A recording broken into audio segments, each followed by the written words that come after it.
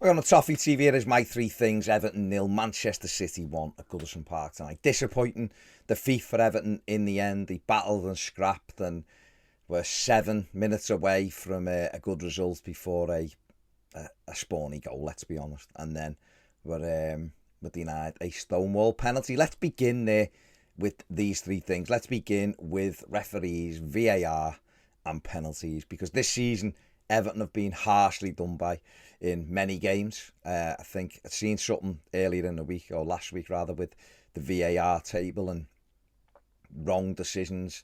I think Everton were 9th, or should be 9th, something like that. And it's been all season, really, but we felt it in the last couple of weeks, the last two games in the Premier League. You know, Southampton last week, the opening 10-15 minutes, we were very good. And after about 4 or 5 minutes, we should have had a stonewall penalty. Coleman crosses it, Romeo puts his hand out, blocks the cross, the ball changes direction. It's a penalty.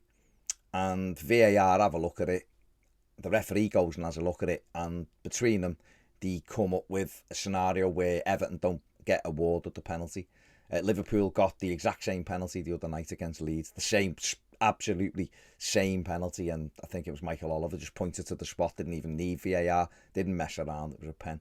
And then we go on and lose that game, of course. And then today, we've had a ridiculous decision. Everybody is up in arms about it, and I'm not talking about Evertonians. There's people, media, people, the pundits. Frank Lampard's done a brilliant interview where he's questioned the integrity almost of the league and of referees, which I think is marvellous because they're pathetic, all of them. They're terrible.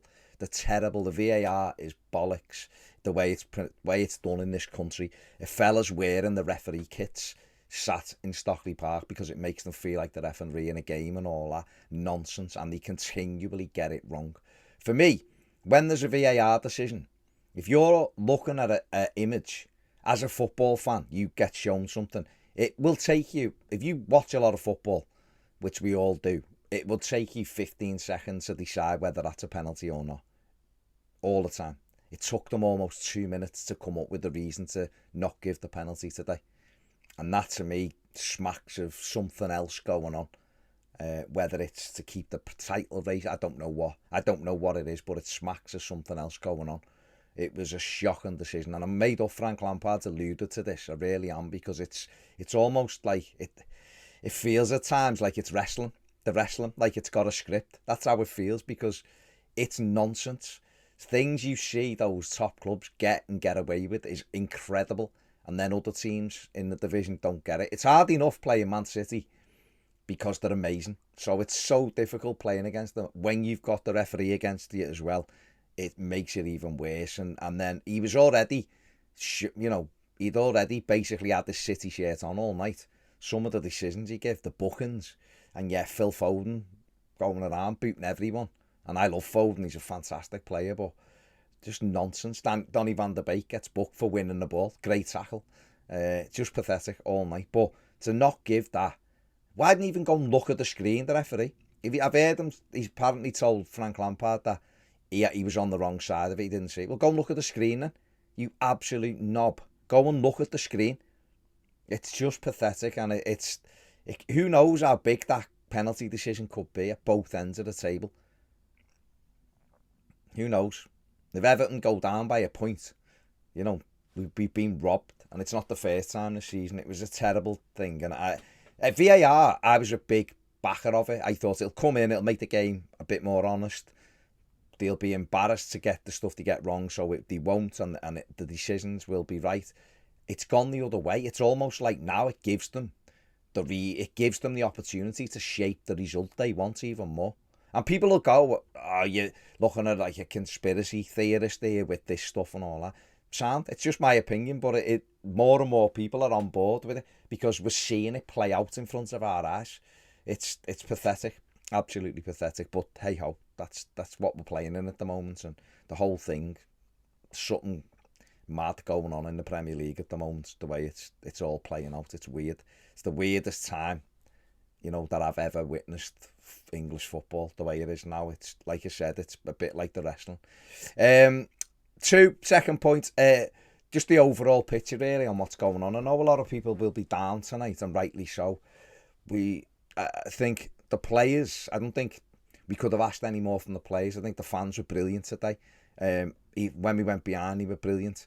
I think at the end of the game, they were brilliant, singing and clapping the players off. I think the players put everything they had into it. Obviously, losing Dominic Calvert-Lewin before the game was a big blow.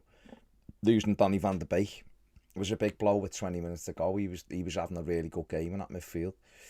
But the players stuck to it. They stuck to the task. I personally feel if we play like that most games, certainly if we play like that at home, we will get the 5 wins that I think we'll get anyway. But I think we'll get them at home comfortably if we play like that and if the fans back it. I think obviously we need Damari Gray fully fit. We need Dom back in there as well. Ben Godfrey too. But I think the overall picture is we have got 2 and 3 games in hand on teams. So it doesn't look great. And we've got another really tough game next week at Spurs. But it'll be a little bit of up and down, I think, until we start putting a couple of wins together. And I just feel like the team is playing a bit, certainly at home. I think the performances have been really good at home.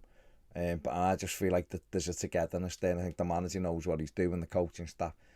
And we just need to stick together. And it'll be difficult because it is difficult. It's horrible looking at the league and you're seeing other teams getting results and it's frustrating. It is what it is at the minute. We just need to worry about ourselves, get through this season, stay up, which is an embarrassing thing to have to even say anyway. And then we take it from there. But I think overall, I think we'll be fine. Finally, just very quickly, I think, just finish on a positive, because why not?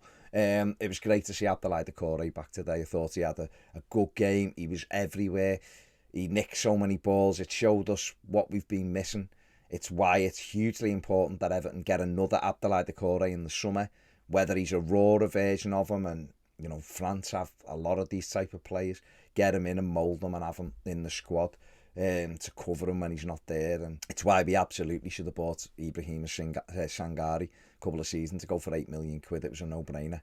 And we need someone like that alongside, at times, Doucouré, but certainly on the bench. But I thought he was great today, and he'll get better and better. And obviously, the more coaching he has from Frank Lampard and his coaches, he'll improve as well. And I think Everton will be all right, but Doucouré will make a big difference to us. And it was great to see him back. I thought he put in a really good shift. He'd obviously only just returned to training. The manager was at pains to say he didn't know how long he could do, and because it was such a demanding game against City. But he did brilliantly. He did really well to finish the game. It'll do him good to get that 90 minutes back under his belt. Sure, he'll be stiff tomorrow. But it's on now to Boreham Wood, and it's a case now of playing that game Thursday and getting that done. Put a good performance in, score 4 or 5 goals, hopefully, against them, and really get everyone going, ready for that trip to Spurs. You know, get a place in the quarters booked and then go off to Spurs and try and get a positive result. But Abdoulaye Doucouré being back in the side will make that job easier.